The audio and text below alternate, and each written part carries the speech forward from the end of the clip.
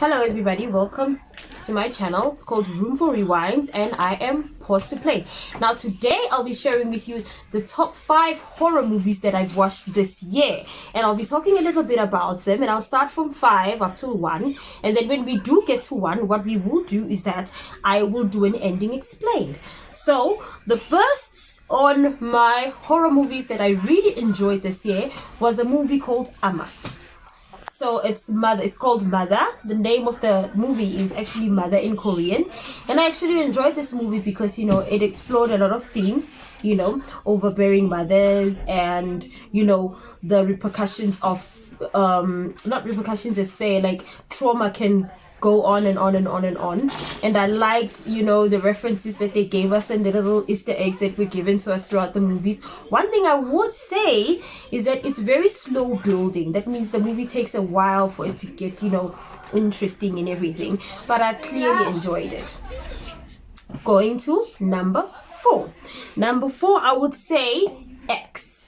So the movie X that I watched, it was a erotic slasher movie, and I really enjoyed it. But there were moments there when it was just awkward because, if you're watching this on theater and those scenes come on, it just makes it a whole lot weird for you to watch it. But I say the story of it was very interesting. I did enjoy the storyline. I did enjoy what they did when they played around with the characters and everything. And when the movie starts, you actually think, oh my god, something...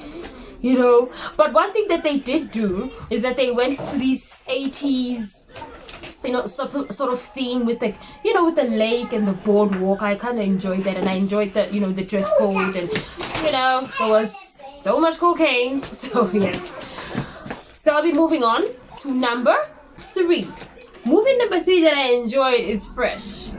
And one thing that I would say about Fresh is that it's like a romantic story that has cannibalism. Basically, it's just, people eating human meat, and there's romance in there. I know what you're saying. You're probably thinking, what? But it does make sense. It just ends up, and the story really builds in a way that you could actually relate and okay, that does make sense, I guess.